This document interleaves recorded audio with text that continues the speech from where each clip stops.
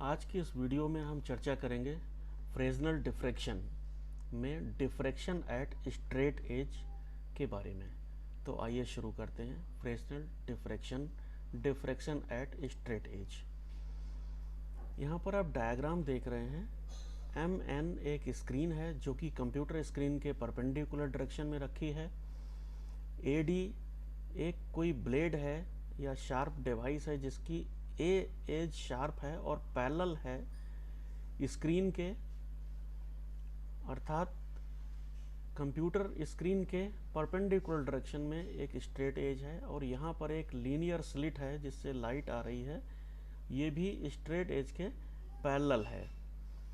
चूँकि ये linear slit है तो यहाँ से निकलने वाला वेव फ्रंट स्लिट के पास वेव फ्रंट WW' ये एक सिलेंड्रिकल वेव फ्रंट होगा।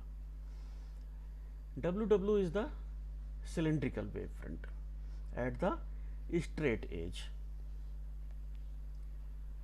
सोर्स ऑफ लाइट से निकलकर ये वेव फ्रंट जब स्लिट स्ट्रेट एज पर पहुंचेगा तो यहाँ से ये डिफ्रैक्शन पैटर्न जनरेट करेगा जिसको हम स्क्रीन पर देखते हैं। नॉर्मली अगर डिफ्रैक्शन को कंसीडर ना किया जाए तो हम क्या ऑब्जर्व करेंगे? Since we know the light propagate rectilinear, as per rectilinear propagation of light, the part MP0 of the screen must be completely illuminated। MP0 light यहाँ से रुक गई, नीचे का पोर्शन PN completely डार्क होना चाहिए और MP0 completely illuminate होना चाहिए। But when we perform the experiment, the experimental observation are totally different। Let us come to the experimental observations। What are the experimental observations? सबसे पहले हम देखते हैं above P0 alternate bright and dark fringes parallel to straight edge are observed। P0 से M की ओर जाने पर alternate मुझे dark और bright fringes मिलती हैं। Second point, the intensity of successive bright fringes decreases and that of dark fringes increases as we move towards M। M की ओर चलने पर bright और dark fringe की इंटेंसिटी जो हैं तो ब्राइट फ्रिंजेस के केस में डिक्रीज करेगी और डार्क फ्रिंज के केस में इंक्रीज करेगी। Third, the distance between two consecutive fringes decrease as we move towards M। अगर दो फ्रिंजेस के बीच की डिस्टेंस को देखा जाए तो ये भी M की ओर बढ़ने पर घटती जाती है।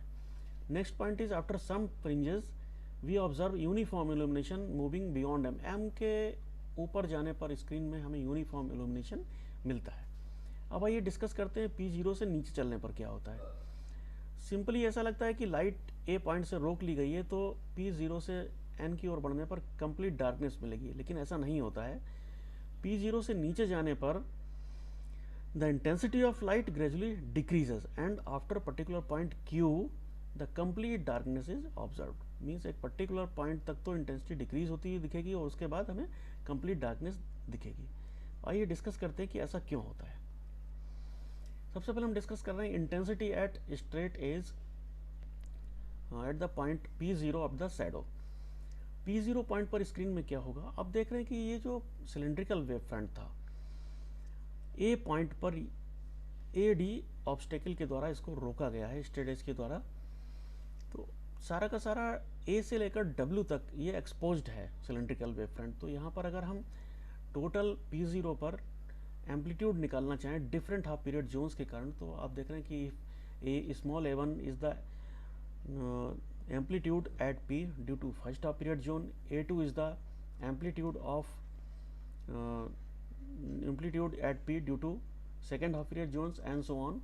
देन ये फॉर्मूला आप पहले ही पढ़ चुके हैं, a1 minus a2 plus a3 minus a4 and so on. तो ये अप्रॉक्सीमेट a1/2 के बराबर आता है। अगर आपने इसको समझ में नहीं आ रहा है तो पिछले वीडियोस हमारे देख सकते हैं, वहाँ पर क्लियर हो जाएगा।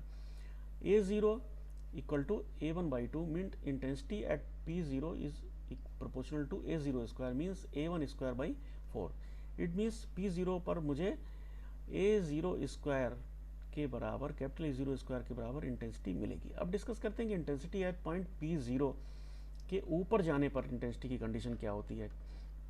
सपोज एट पॉइंट P1 को S से मिलाया तो ये वेव फ्रंट को Q1 पर कट करता है, माना कि AQ1 जो है वो एक हाफ पीरियड जोन को एक्सप्रेस करता है।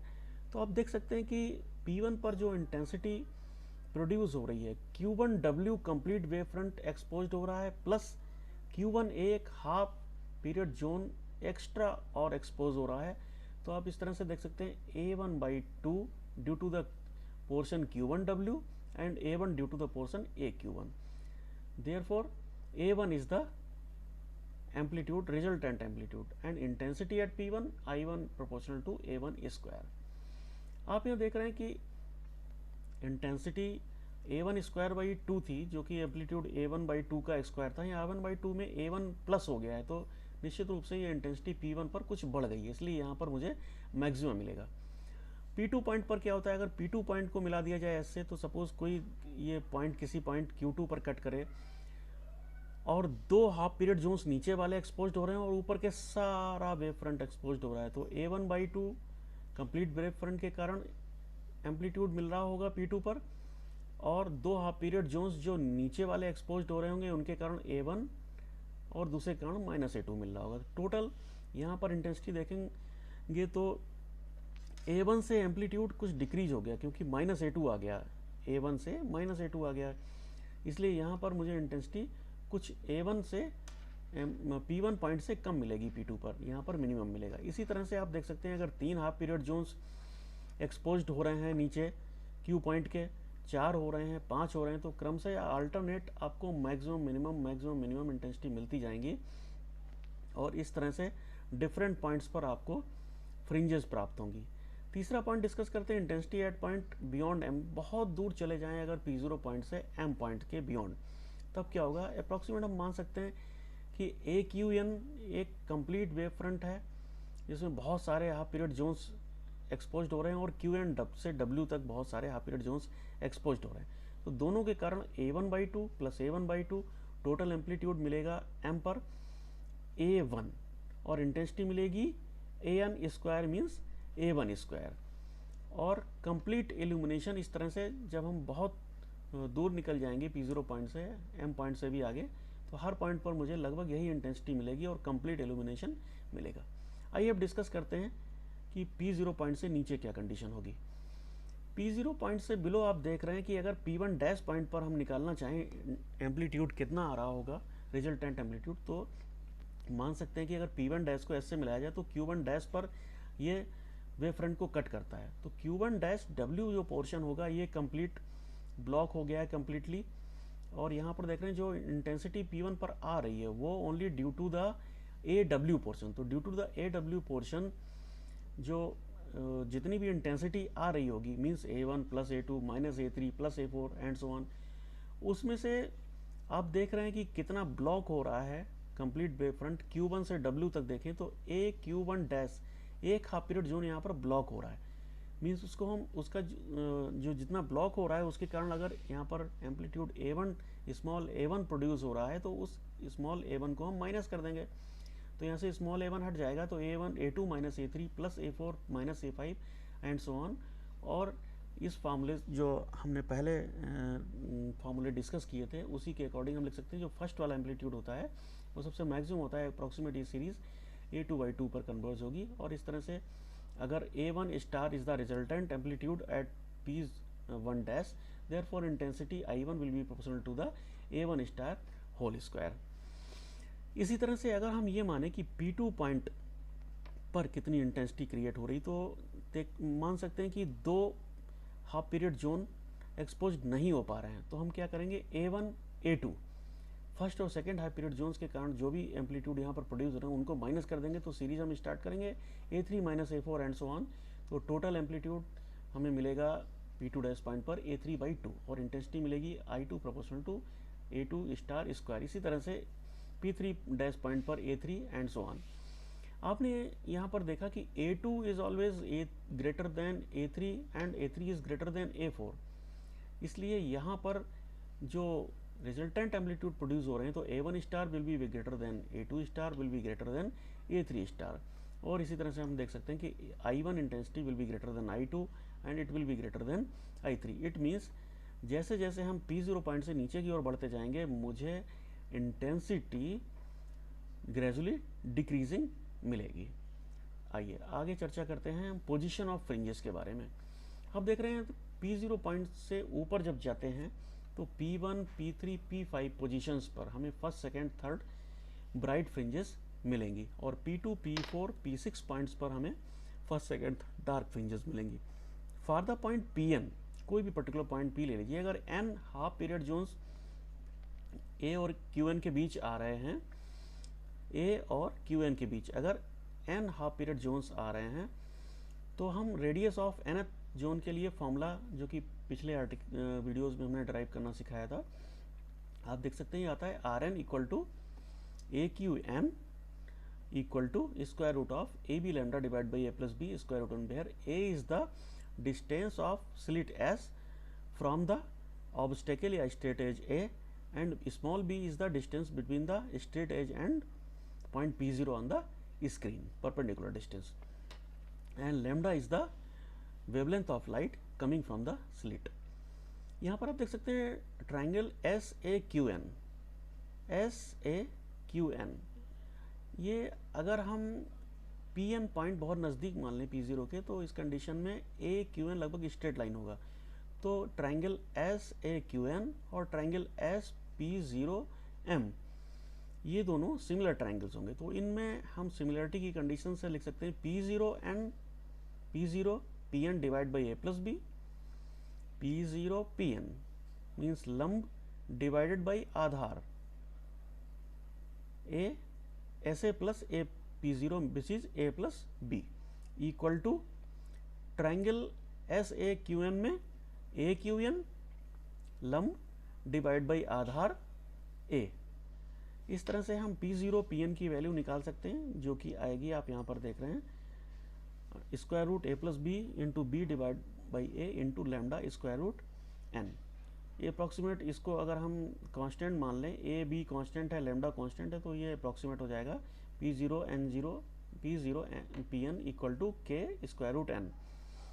यह हम कह सकते हैं कि P0 Pn या xn means the distance of nth fringe from the central fringe P0 equal to K square root of n। चलिए आगे डिस्कस करते हैं। तो since xn equal to P0 Pn K times square root n, अगर n odd होगा तो आप जानते हैं 1 3 5 P1 P3 P5 इन पोजिशंस पर हमें मैक्सिमम मिलेंगे। अगर n इवन होगा तो हमें P2 X2 X4 X6 यानी कि P2 P4 P6 पॉइंट्स पर हमें मिनिमा मिलेंगे।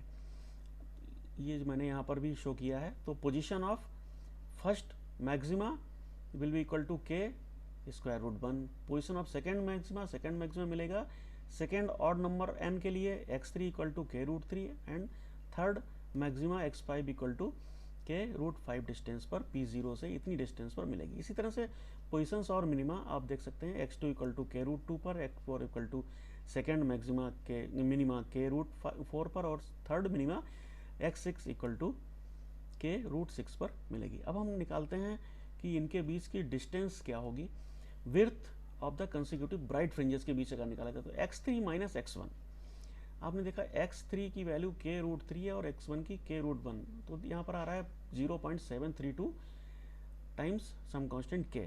और अगर नेक्स्ट पाँचवें और तीसरे फ्रिंज के बीच की डिस्टेंस, यानी कि ये जो आप देख रहे हैं पहले और दूसरे ब्राइट फ्रिंज के बीच की डिस्टेंस थी, और ये दूसरे और तीसरे ब्राइट फ्रिंज की डिस्टेंस जो कि x5 पर बन रही होगी, इनके बीच की डिस्टेंस निकालते हैं तो 0.504, यानी कि पहले और दूसरे ब्राइट फ्रिंज के बीच की जो दूरी है उससे दूसरे और तीसरे ब्राइट फ्रिंज की दूरी जो है वो घट गई। इट मीन्स ये लगातार घटती जा रही है।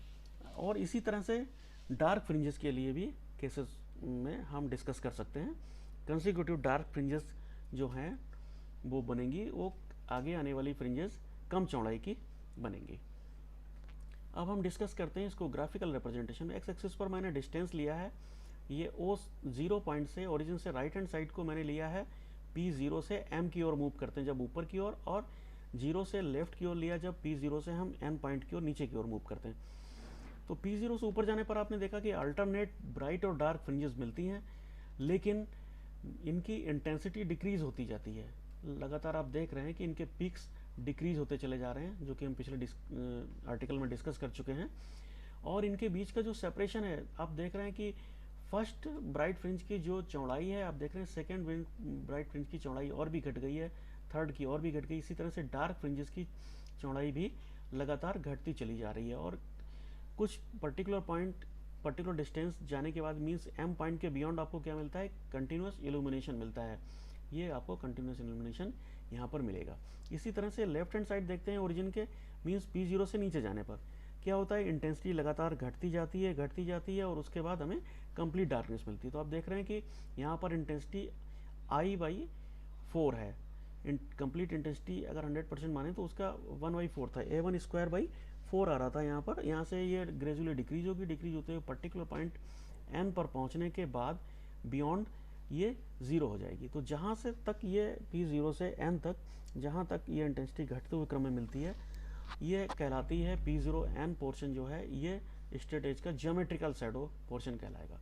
तो इस तरह से आपने देखा स्ट्रेट एज के थ्रू डिफ्रैक्शन पैटर्न कैसे जनरेट होता है। धन्यवाद।